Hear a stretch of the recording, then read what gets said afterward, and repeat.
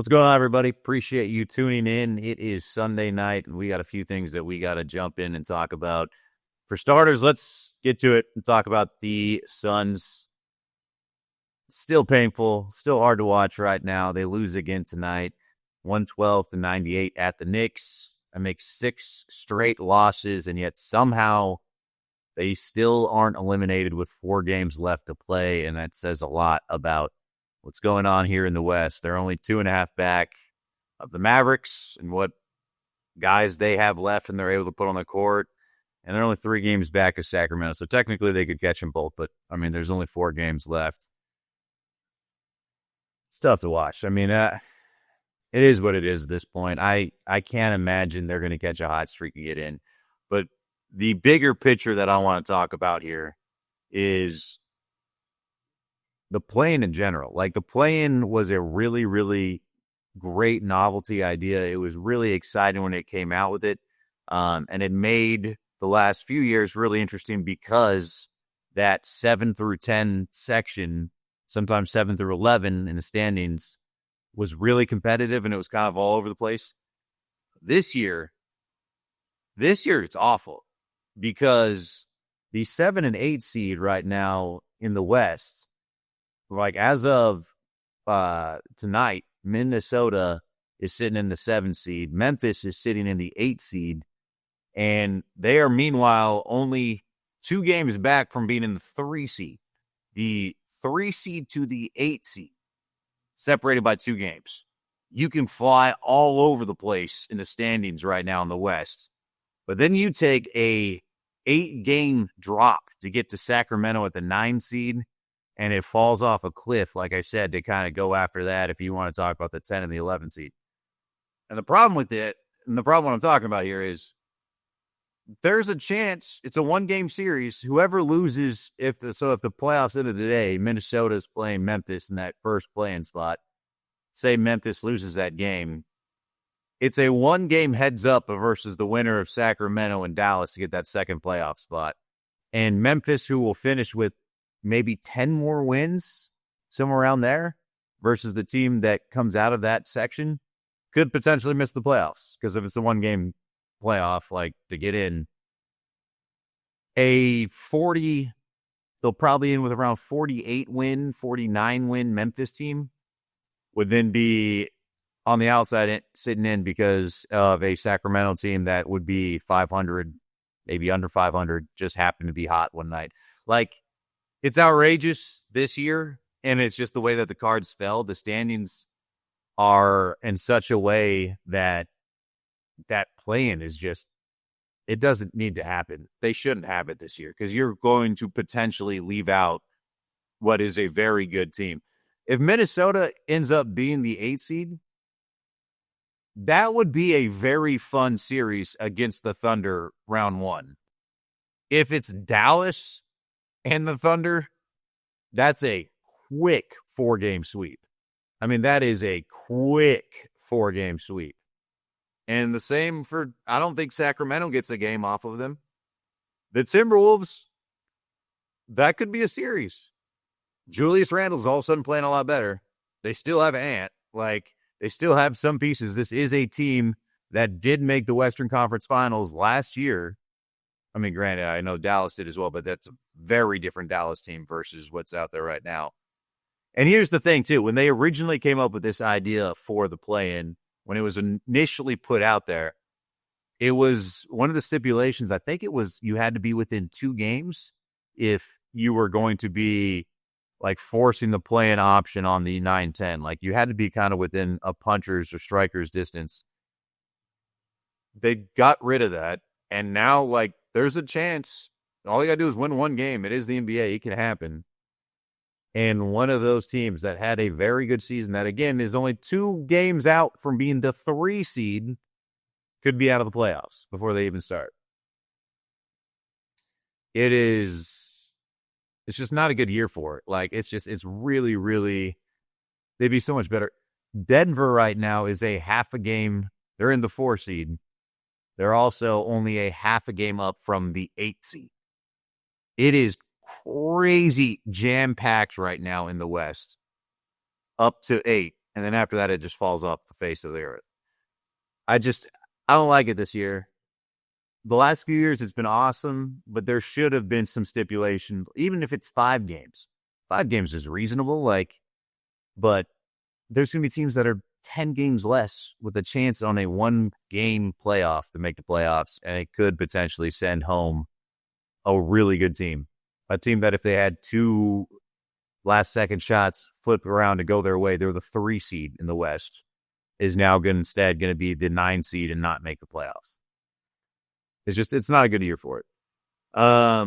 Speaking of postseason play, haven't talked yet about the Final Four and a little preview for the national championship. Final Four was malarkey, bunch of bull. It's awful. Let's go to the first game. Well, no, let's start with what everyone wants to talk about, the Duke game. I'm a little biased in this, but that Duke game, the way that it ended, I was just so annoyed. I can't believe that ref called an over the back on that last 30 seconds left on flag. Look, I get it. Everybody and their mother is trying to say, oh, okay, but yeah, Duke blew this before that. They had a 14-point lead with 7 minutes left. They had this massive lead. They only had 1 field goal in the final 10:30 left in the game. That's true. They also shot a ton of free throws because they kept getting fouled. So, yeah, they didn't also have that many field goal attempts. But they also were playing pretty good defense. I mean, in that stretch, Houston was 7 of 19 the final 10.5 minutes. Not like it's not great. It's not terrible. I mean, it's like 35%, somewhere around there. But it leads up to the simple fact that even with as bad as they were playing, Duke offensively, and as much momentum as Houston had and how the Blue Devils couldn't even get the ball in bound, they still had the lead. With 30 seconds to go and a chance to go to the national title, they still had the lead, even after Tyrese Proctor choked at the free throw line and missed the front end of the 1-on-1. They still had the lead. So all of that stuff beforehand doesn't matter. If you still have the lead and a ref calls a touch foul 85 feet from the basket and allows the other team to shoot the free throws on a chance to tie and then go ahead, that's outrageous in that situation. Like, inexcusable, horrible, and cost the best team and the most talented team in the tournament to get knocked out when they're on the doorstep of going to the national title. Now, that's not to say Houston wouldn't have scored on that next possession anyway, or maybe they miss and then it goes out of bounds and Duke can't get in and out. Like, there's still 30 seconds left. There's still a lot of game that could happen in that situation. But we don't get to know because they gift wrapped them an opportunity to take the lead. It was such an egregious, horrible situation to make that call. And it was such a bad call. That's not a foul in high school. That's maybe a call that they make in middle school where they're really trying to teach someone. But it was not a strong box out to begin with.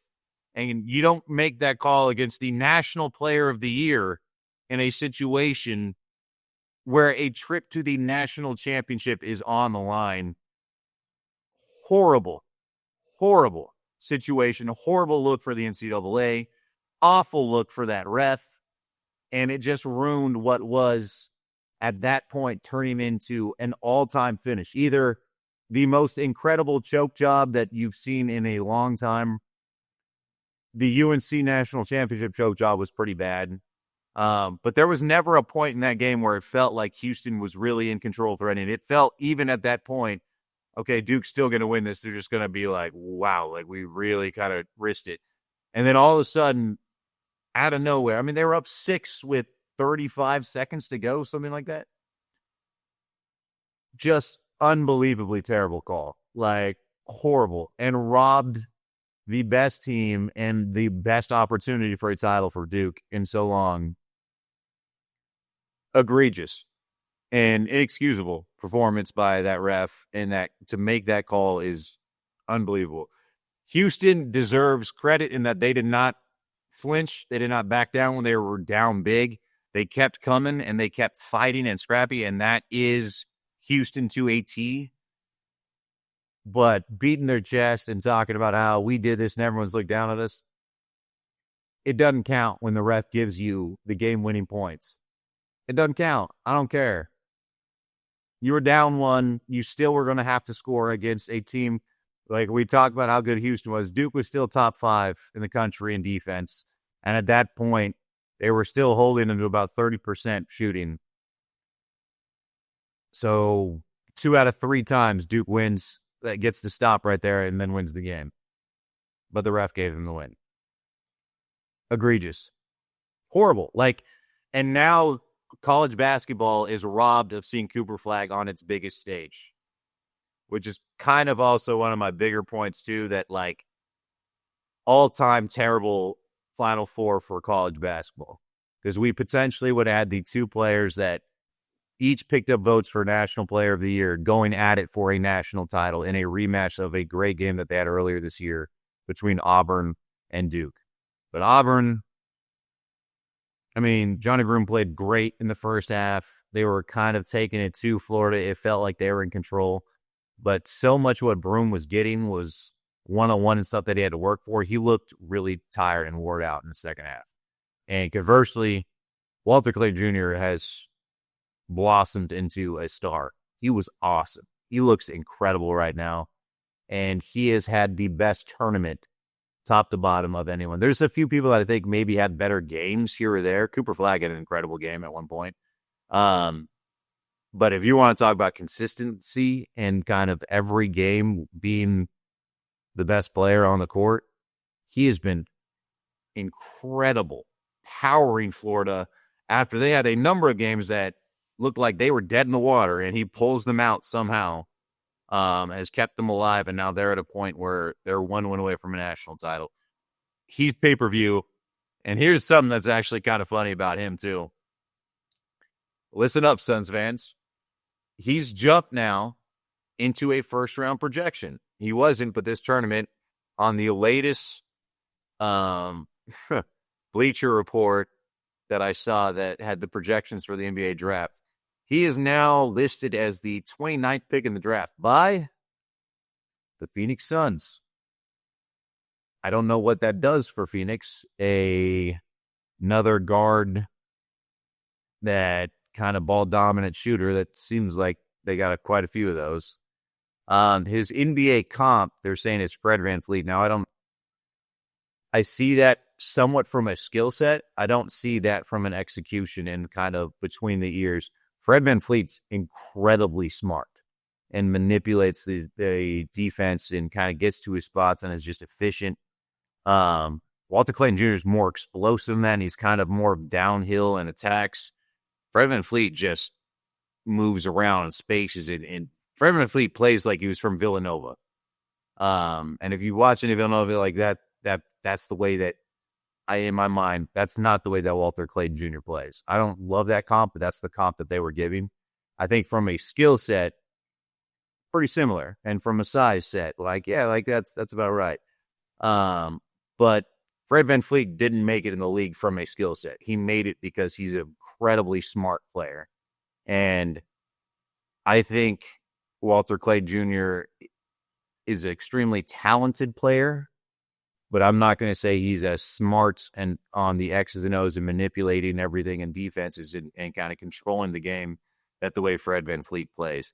But, I guess tune in on Monday night if you're a Suns fan, because there's a chance that might be the guy that the Suns go out here and get late in the first round, because he's played himself into a first-round pick, which is incredible if he follows his career and kind of his arc to get to this point. He's had an incredible run, and he deserves it because he has been amazing this tournament, and Florida has been amazing, and he's been the catalyst of that team the entire year, which sets up for the national title. And again, the big losers here are college basketball fans and college basketball, because they should have had Duke in it, and that's the huge draw, and with Cooper Flagg, obviously. And if they could have had him going up against Broom, the two candidates for player of the year, neither of them are there.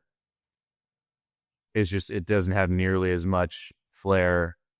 Houston is not a big pull. I don't expect the ratings to be, the Duke's game's going to, in the Final Four, will crush in ratings compared to this national championship. It'll crush. Simple fact. Regardless if you care about that or not, of like, still going to be a game, one final game to wrap up the college basketball season. So what to make of it? We just talked about how incredible Walter Clayton Jr. has been. He's amazing. But their bigs really just give you fits. Florida's bigs, they throw three different guys at you. They're all lanky. They're all can shoot. They all attack the basket. And they all are active down low. They jump and contest everything. That is going to, I mean, Houston was having problems with the length of Duke. Miles Usain was really struggling against it, and like they weren't attacking to get to the rim. And I think that's the same thing. They were attacking to draw and kick for threes. Or their bigs actually were going at Duke pretty effectively in that game, but it was not guards and driving and finish. And I think they're going to have the same problem here. I like Florida in this game. And I did bet against Houston last game, and I thought Duke would win by double digits. And if they hadn't have fallen apart the last 10 minutes, that had everything for a making of a 15 to 20 point win for Duke. I just think they really, really kind of came apart down the stretch. So I got Florida in the national title, which would be an incredible run for Golden, the coach, who, young guy to take over a program that had a lot of success in the mid-2000s, and since then really hasn't done a whole lot to this quickly to get them the national title is incredible. If he can cap off this run with a national championship, with an SEC championship, a tournament championship, in a year that the SEC was the greatest conference maybe ever, Todd Golden's done just an amazing job. He's going to catapult himself right to the top of the best young coaches. Him and Shire both have put themselves in a position to make that argument or get that title. But if Golden wins the title, it goes to him. I mean, to the victor go the spoil. So it should be a good game. I got Florida. But with the way Houston pressures and with their defense, I guess you can't ever count out the Cougars. But give me Florida in it. Let me know what you guys think, who you got, and what do you think the final score is going to be.